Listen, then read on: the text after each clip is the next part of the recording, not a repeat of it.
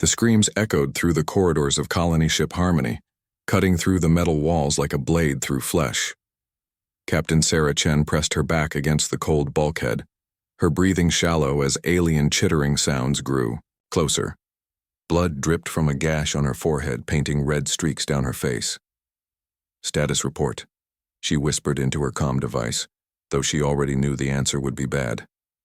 "Deck 7 is gone, Captain," came the shaky voice of Lieutenant Rodriguez. They took everyone. The children's quarters." His voice broke. Sarah closed her eyes. 53 children. Gone.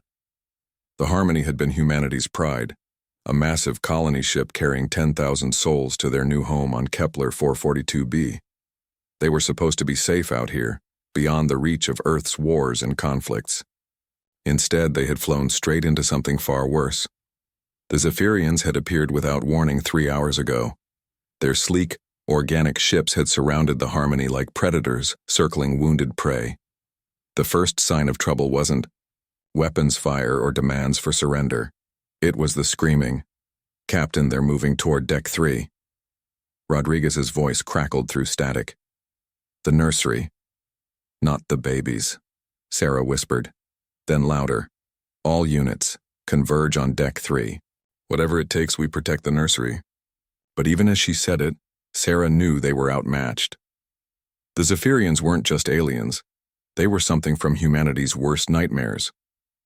8 feet tall, with elongated limbs that ended in razor-sharp claws. Their faces were a grotesque blend of insect and mammal, with compound eyes that reflected light like broken mirrors. Worse than their appearance was their purpose. They didn't come to conquer or colonize, they came to harvest. Sarah rounded the corner and froze. At the end of the hallway stood a Zephyrian, its back turned to her.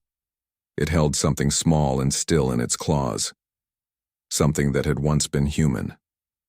"You monster," Sarah breathed, raising her plasma rifle. The creature turned, its compound eyes fixing on her with alien intelligence. When it spoke, its voice was like grinding metal. "Your species is soft, tender, perfect for our needs." It dropped its burden with a wet sound. "We have waited long for such a delicacy. Over my dead body. That can be arranged." The Zephyrian lunged with inhuman speed, but Sarah was ready. Her plasma bolt caught its center mass, sending it crashing into the wall. Green ichor splattered across the corridor. "This ends now," Sarah muttered, stepping over the twitching corpse. But as she reached the nursery, her blood turned to ice. The reinforced doors had been torn open like paper. Inside, the silence was deafening. "No," she whispered, stumbling into the room. "No, no, no." Empty cribs, torn blankets, and on the walls, written in what could only be blood, alien symbols that hurt to look at. Sarah fell to her knees, her rifle clattering to the floor. They had failed. All of them. The children, the innocents they were sworn to protect. Gone. Her comm device crackled. "Captain? Captain, are you there?" She reached for it with trembling hands. "I'm here. We've lost contact with the engine room. And Captain, they're heading for the civilian shelters." Sarah stood slowly, her grief transforming into something colder, harder. She picked up her rifle and checked the charge.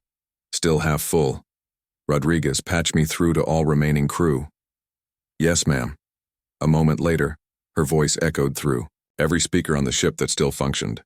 "This is Captain Sarah Chen. To all crew members still breathing, listen carefully. They came here thinking we were prey. They were wrong." Her voice grew stronger with each word.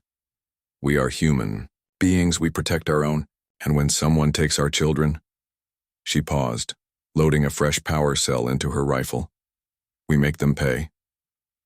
As if summoned by her words, more chittering sounds echoed through the corridors. The Zephyrians were coming for the rest.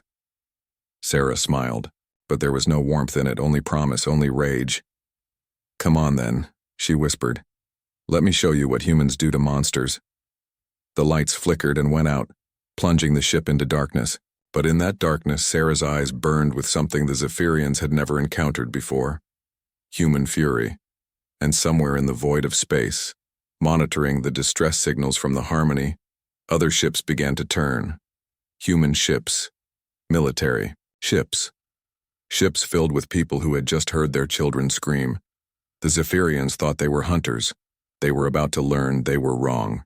Admiral Marcus Stone stood on the bridge of the UES Retribution, watching the tactical display with eyes like chips of winter ice. Around the massive dreadnought, 47 other ships held formation. Every military vessel within 3-star systems, all converging on the last known position of the Harmony. "Sir, we're picking up debris," reported Commander Lisa Park, her voice tight with controlled emotion. "Hull fragments and—" She swallowed hard.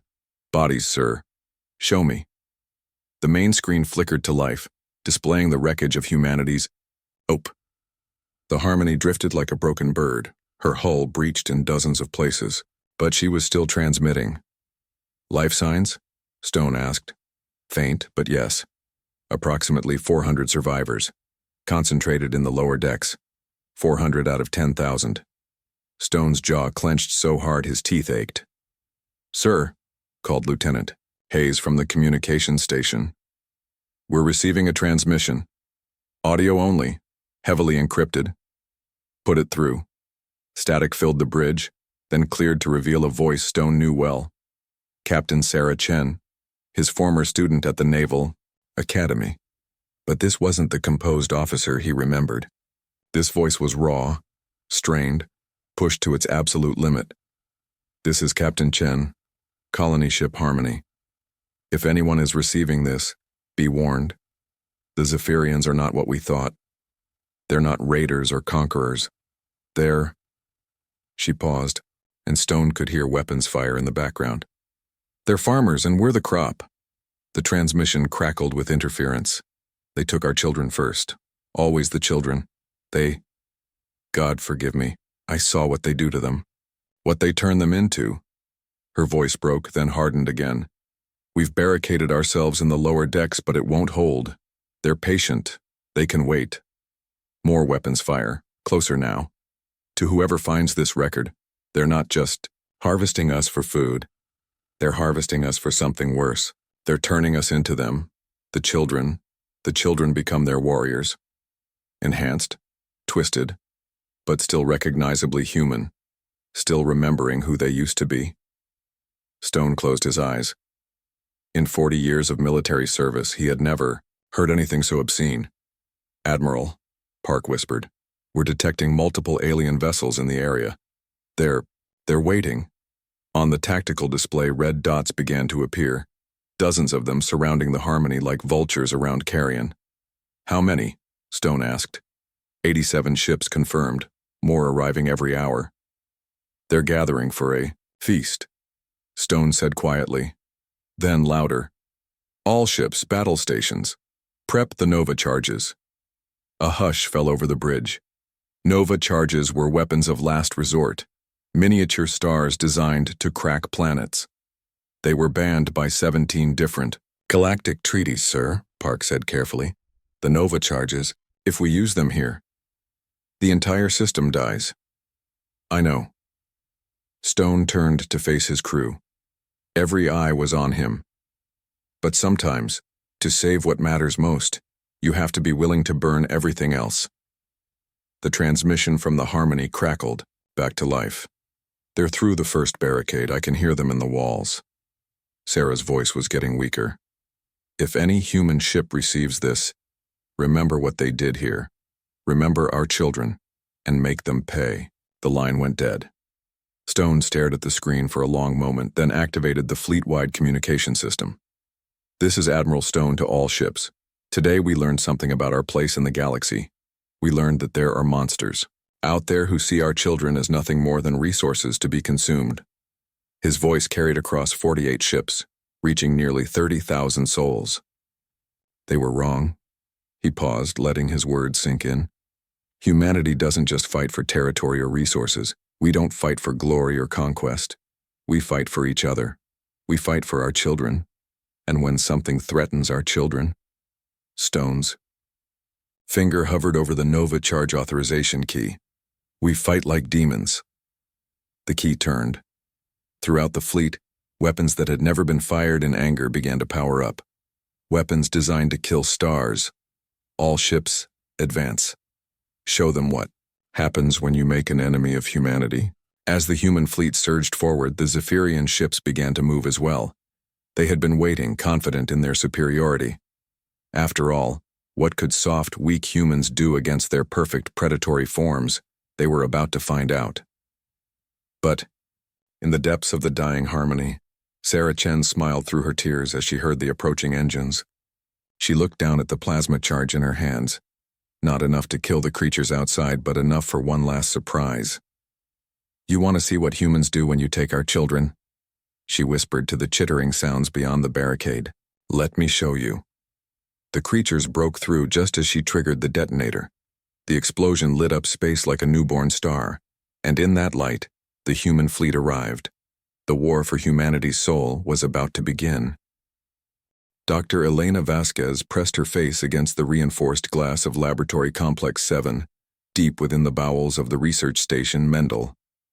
Her breath fogged the surface as she watched the creature inside pace its cell with mechanical precision. It had once been human.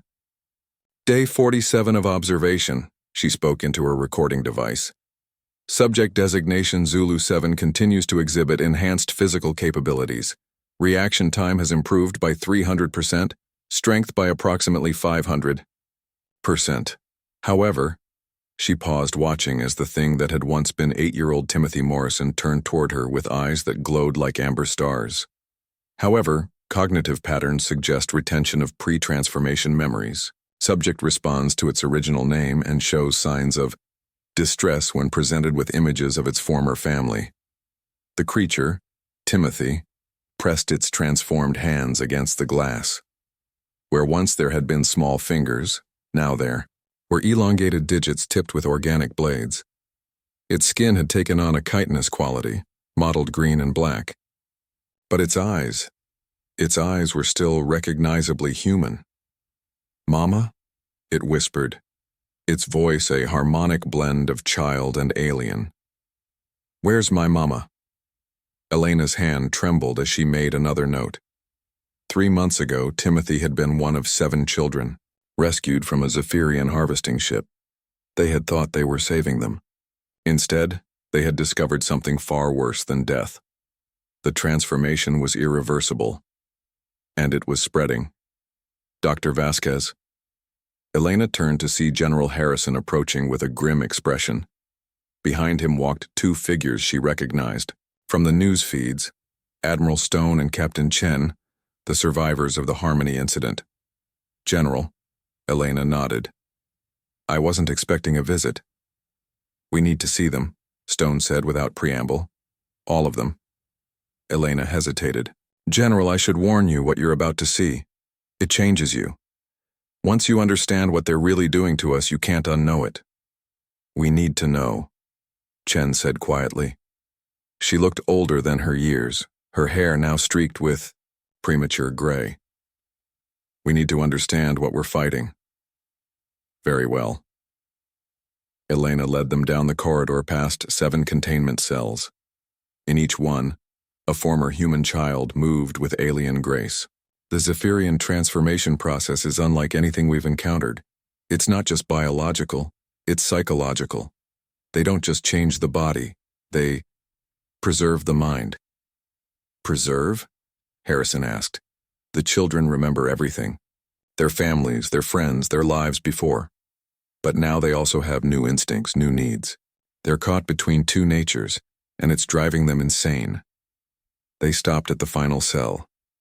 Inside, a girl who couldn't be more than 12 sat motionless in the corner.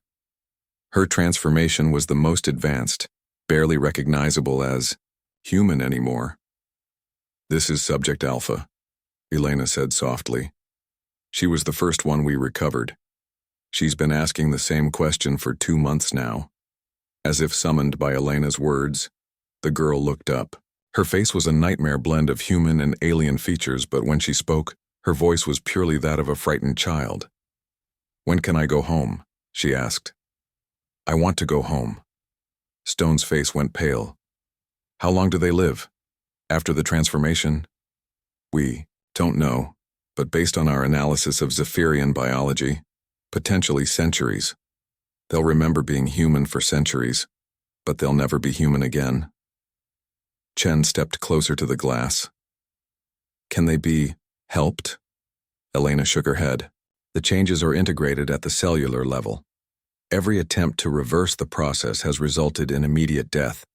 They're too alien to live as humans, but too human to die as aliens.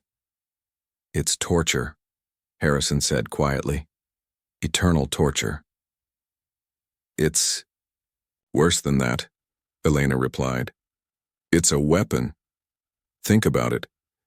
What happens when these children grow up? When they have children of their own, each generation becomes more alien, but the human memories persist. They become living reminders of what we've lost, scattered throughout Zephyrian society. Stone stared at the transformed girl for a long moment. They're not just harvesting our children for soldiers. They're turning them into psychological weapons against their own species. Precisely, and there's more. Elena led them to her office, where holographic displays showed brain scans and genetic analyses. We've discovered that the transformation process includes something we're calling memory echoing.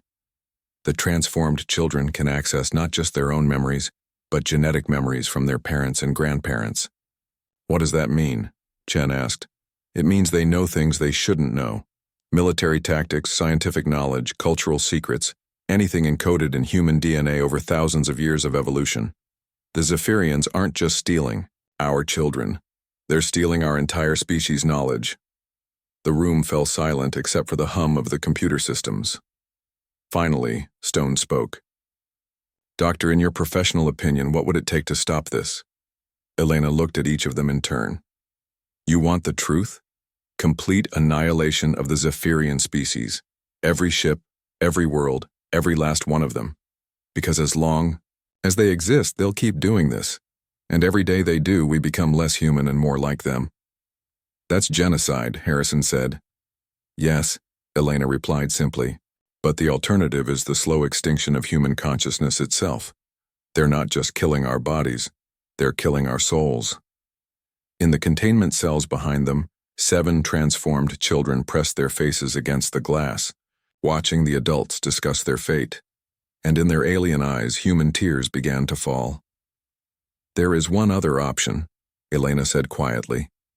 What? Stone asked. We've been studying Zephyrian biology, trying to understand how they achieve the transformation, and we've made a discovery. She activated another holographic display. The process works both ways. The implications hung in the air like a poison cloud. You mean we could transform them? Chen asked. Theoretically. Turn their own weapon against them. Make them experience what they've done to us. Elena's voice was clinical, but her eyes burned with something darker. Make them human. That's... Harrison started. Monstrous? Elena finished. Yes, absolutely. But so is what they've done to these children. The question is, are we willing to become monsters to save our species? Stone looked back at the containment cells, at the children who would never truly be children again. How long would it take? He asked. Elena smiled, but there was no humor in it. We could have prototypes ready in 6 months. The war was about to change, and humanity was about to discover just how dark their own hearts could become. The transformation chamber hummed with malevolent energy deep within the research facility Prometheus. Dr. Elena Vasquez watched through reinforced glass as the first volunteer, a captured Zephyrian warrior, writhed within the glowing containment field. Vital signs are stabilizing, reported her assistant, Dr. Kim Okafor. The neural integration is beginning. Elena nodded, her eyes never leaving the creature inside. 6 months of preparation had led to this moment. 6 months of sleepless nights, of ethical debates that had torn apart her research team, of looking into the eyes of transformed human children and seeing their silent pleas for justice. How long until full cognitive integration? She asked. Based on our models, 12 hours. 12 hours until they would know if their weapon worked. 12 hours until they could turn the Zephyrians' most horrible tool against them. The door to the observation deck opened, and Admiral Stone entered with his usual military bearing, but Elena could see the strain around his eyes. The war had not been going well. Status report, Doctor. Subject 1 is responding to the treatment. If our calculations are correct, in 12 hours we'll have the first Zephyrian with fully integrated human memories and consciousness. Stone studied the writhing creature. Will it be stable? Elena remembered the human children, trapped between two natures, slowly going insane. No, that's rather the point. Admiral, Dr. Okafor called from his monitoring station.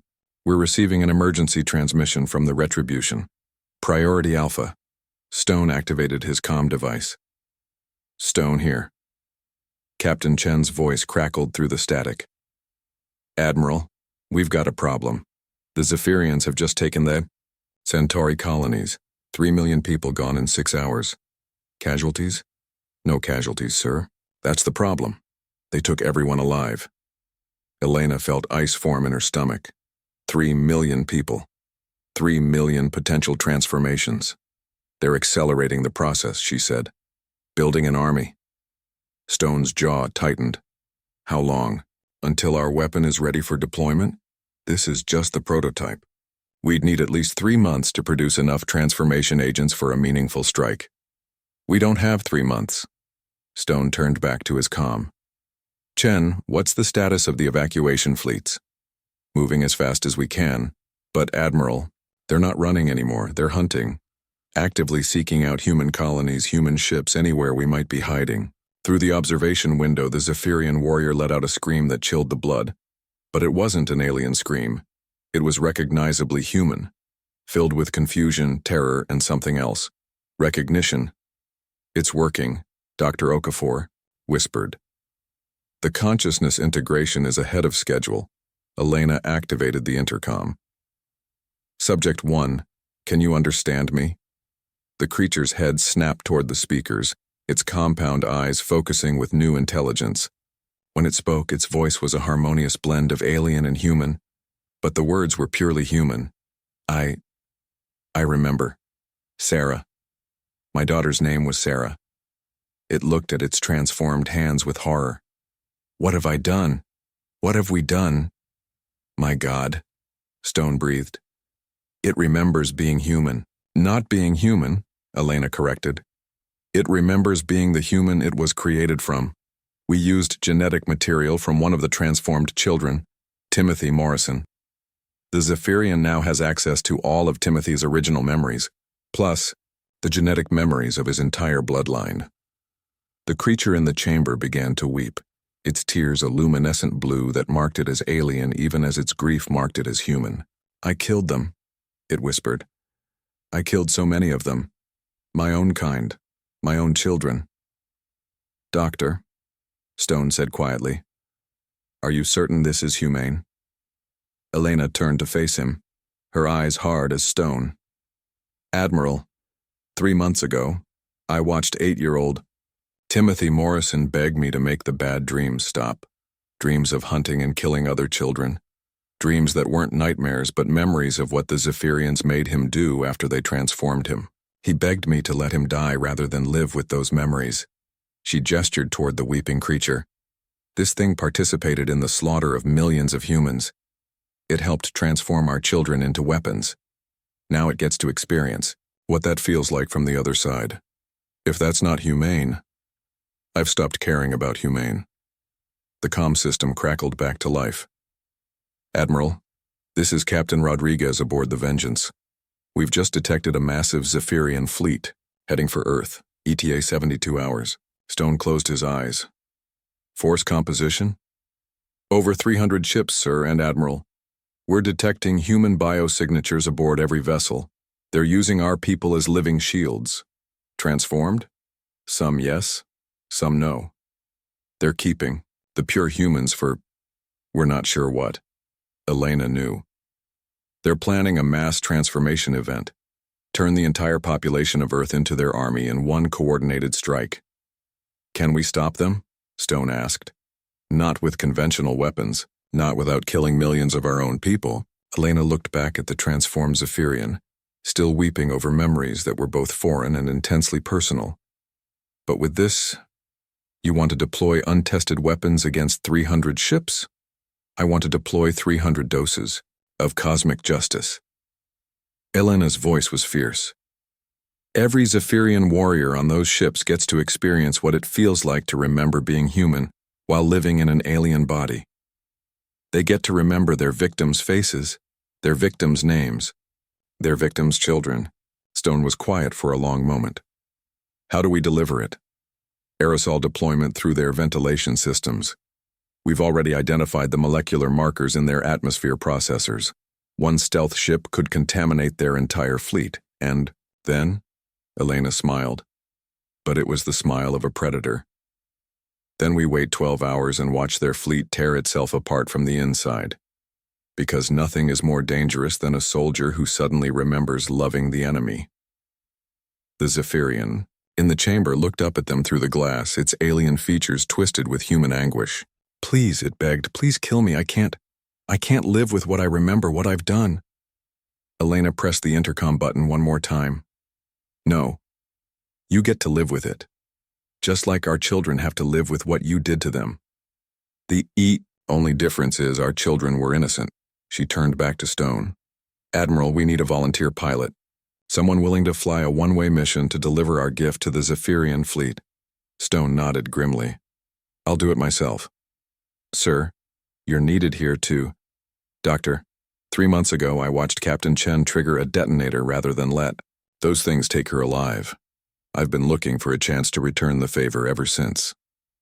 As if summoned by his words, Chen's voice came through the comm again. Admiral, this is Chen. I've been monitoring your conversation. Elena and Stone exchanged glances. The communication channels were supposed to be encrypted. Captain, Stone said carefully. Sir, permission to volunteer for the stealth mission. I believe I have some debts to collect. Stone smiled for the first time in weeks. Permission granted, Captain. Time to show these monsters what happens when they make an enemy of the human race. In the transformation chamber, the weeping Zephyrian looked up as if it could hear their conversation, and perhaps with its enhanced senses it could. They're coming, it whispered. My people are coming, but they don't understand. They don't know what you've become. Elena leaned closer to the glass. What have we become? The creature's eyes met hers, filled with an alien's intelligence and a human sorrow. Something worse than us, it said simply. Something that remembers love and chooses hatred anyway. The transformation was complete. In 12 hours, 300 Zephyrian ships would experience the same revelation, and Earth would finally have its revenge. Captain Sarah Chen stood in the cramped cockpit of the stealth ship Whisper, her hands steady on the controls despite the magnitude of what she was about to do. Through the transparent aluminum viewport, the Zephyrian fleet spread before her, like a plague of metal locusts, 300 ships carrying the stolen children of humanity. Whisper, this is Control. You are go for payload delivery.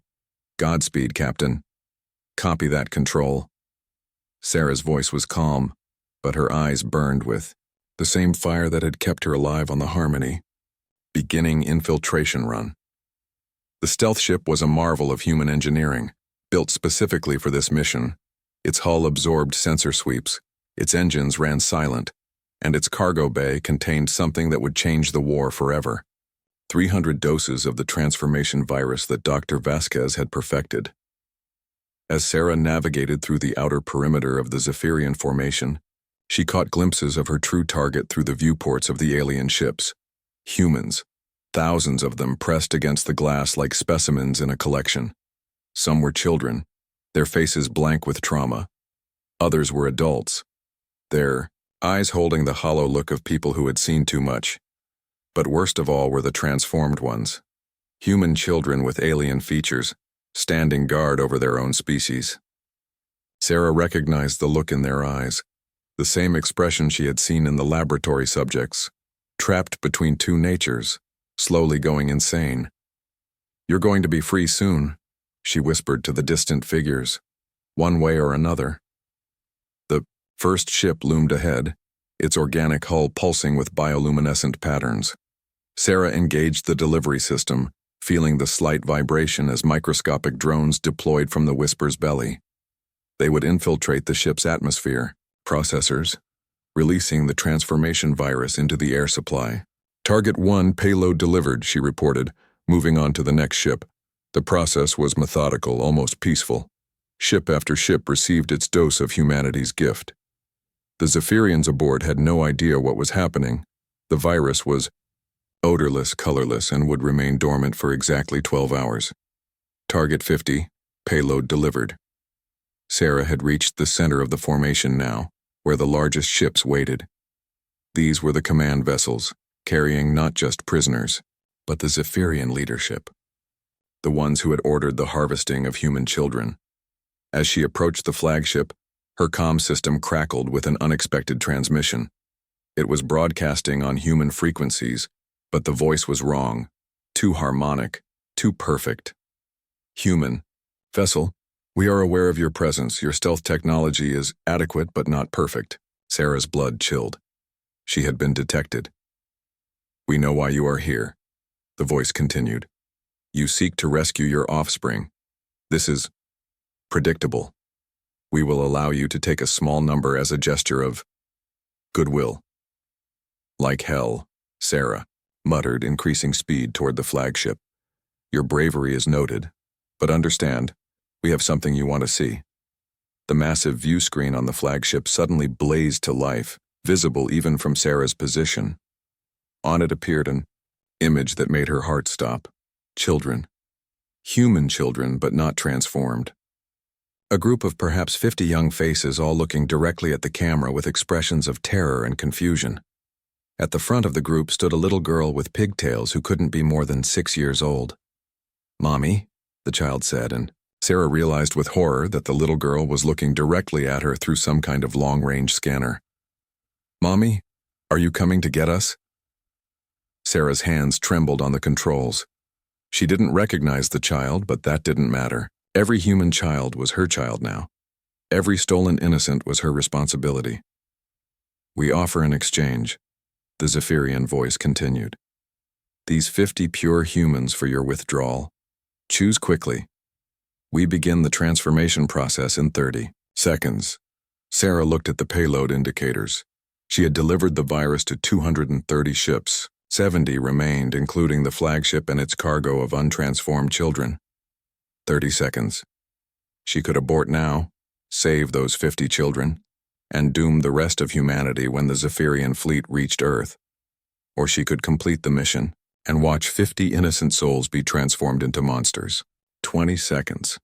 Sarah closed her eyes and saw the face of Timothy Morrison, the 8-year-old boy whose memories had provided the template for their weapon. She heard his voice again, begging for death rather than living with the alien dreams. In his head. 10 seconds. She opened her eyes and pressed the payload release button. Target 231 payload delivered. On the screen, the little girl with pigtails began to scream as Zephyrian technicians moved toward the group of children. You have chosen poorly, human, the alien voice said with what might have been satisfaction. No, Sarah replied, her voice carrying across all frequencies. I've chosen perfectly. She activated her ship's self-destruct sequence and accelerated directly toward the flagship's bridge. This is Captain Sarah Chen, last survivor of the colony ship Harmony. In 12 hours, every Zephyrian in this fleet is going to remember what it feels like to be human. They're going to remember love and loss in the faces of everyone they've killed. And you know what the beautiful part is? The flagship's weapon systems were powering up, trying to stop her kamikaze run. They're going to tear themselves apart, with grief. Because that's what humans do when we lose our children, we break, but when we break, the Whisper slammed into the flagship's bridge at nearly half the speed of light, her final words echoing across the quantum communication channels. We take everyone with us. The explosion lit up the void like a newborn star. But the transformation virus had already done its work, spreading through the atmosphere of 300 ships. 11 hours and 59 minutes later, the screaming began. On every Zephyrian vessel, warriors who had butchered countless humans suddenly remembered What it felt like to tuck a child into bed, commanders who had ordered the systematic harvesting of entire colonies suddenly experienced the love of a parent for their offspring.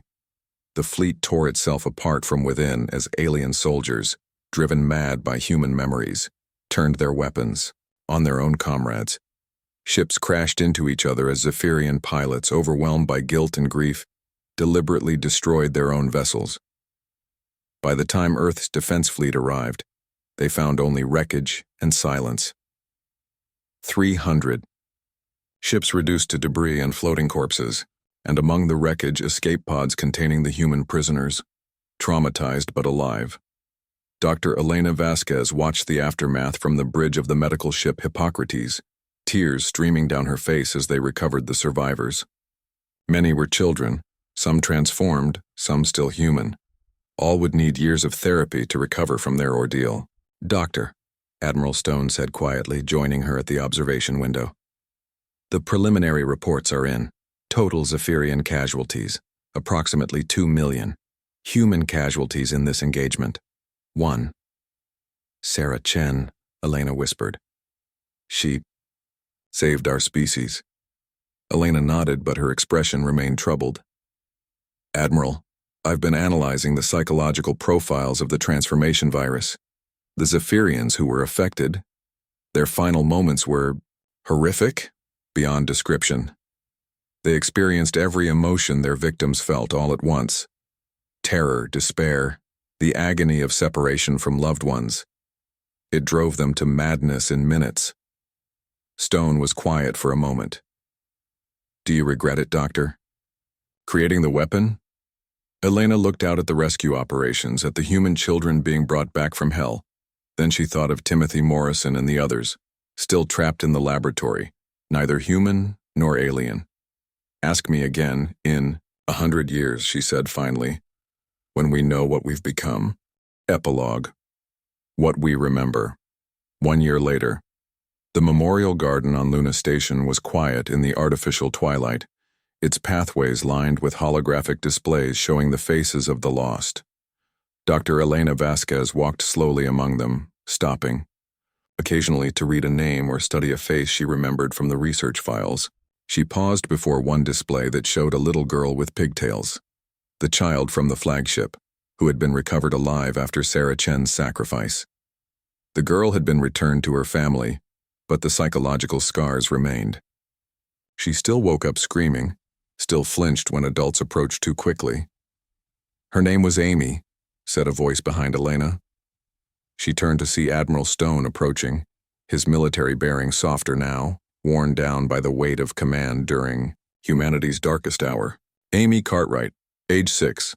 She asks about Captain Chen every day." "What do you tell her?" "The truth. That a brave woman made sure she could go home." Elena nodded, then continued walking toward the center of the garden where a larger memorial waited. It bore no names, only a simple inscription. "To the children who remembered everything. The transformed survivors from the laboratory," Stone observed. "Timothy,